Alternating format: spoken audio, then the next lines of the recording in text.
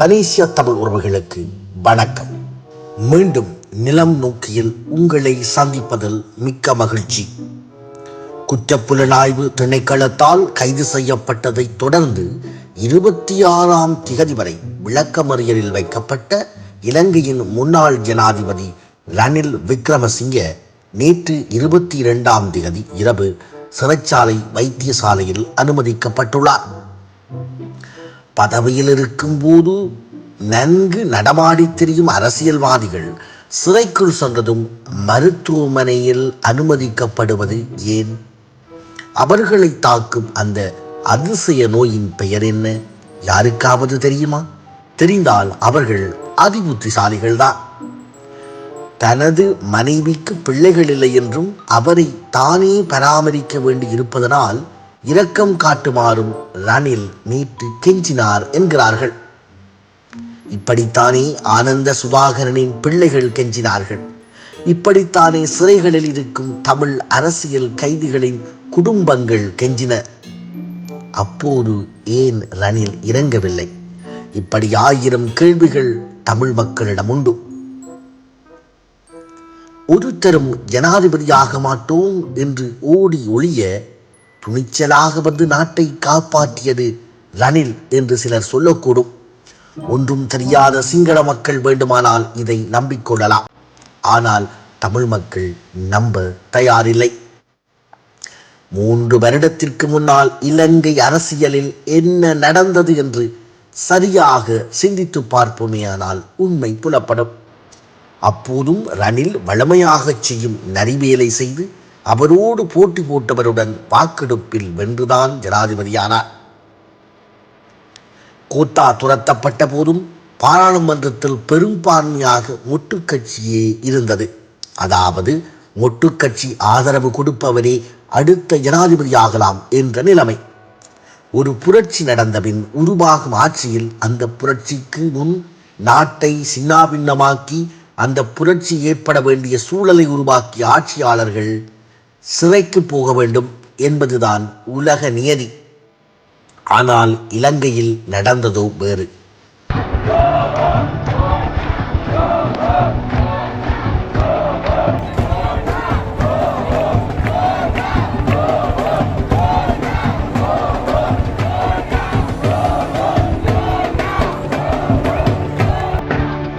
ராஜபக்ச குடும்பத்திற்கு தங்களை பாதுகாக்க ஒருவர் தேவை.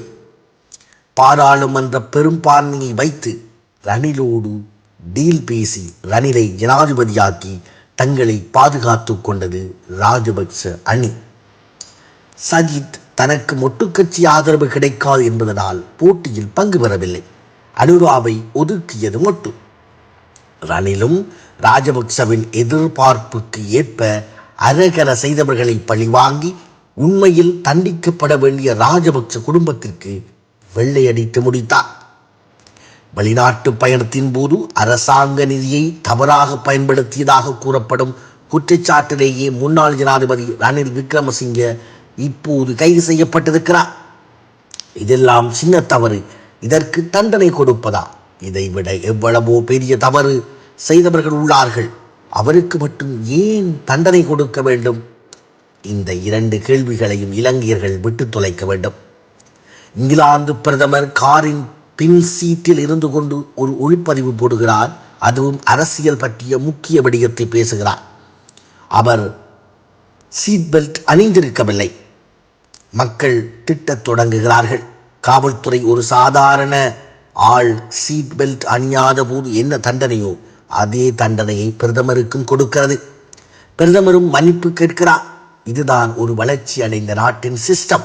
For you, British police issued Prime Minister Rishi Sunak with a fine yesterday for riding in a car without wearing his seatbelt in order to film a clip for social media.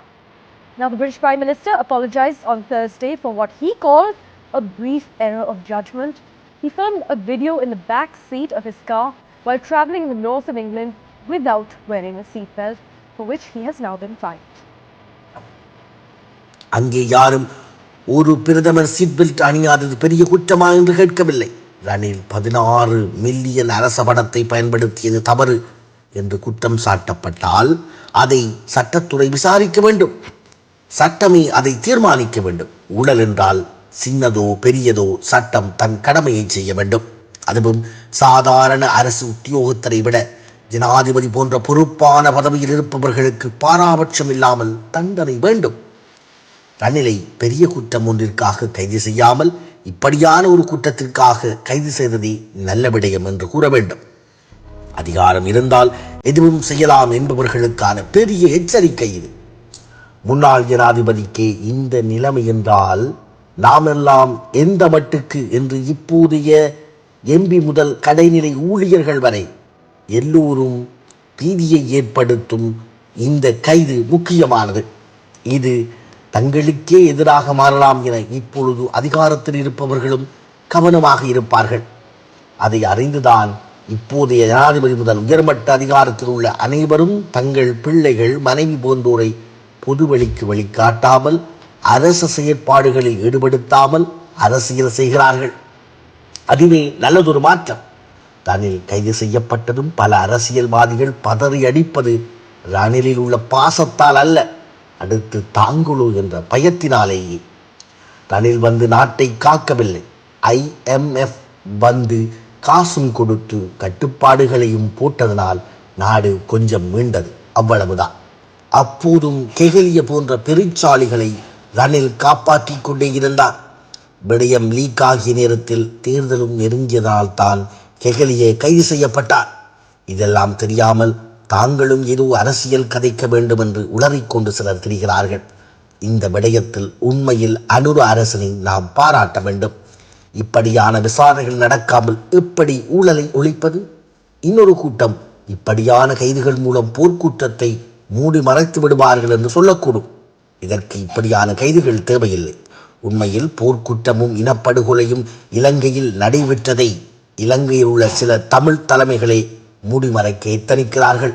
முதலில் அவர்களின் சுட்டுமாத்துக்களை மக்களின் முன் அம்பலப்படுத்த வேண்டும். நிலம் நோக்கிக்காக சிவச்சந்திரன் சிவஞானம். தொடர்ந்தும் நிலம் நோக்கி பயணிப்போம். நன்றி. தொடர்ந்தும் இதுபோன்ற செய்திகளை பார்வையிட பரேஷ தமிழ் யூடியூப் தளத்தை சப்ஸ்கிரைப் செய்யுங்கள்.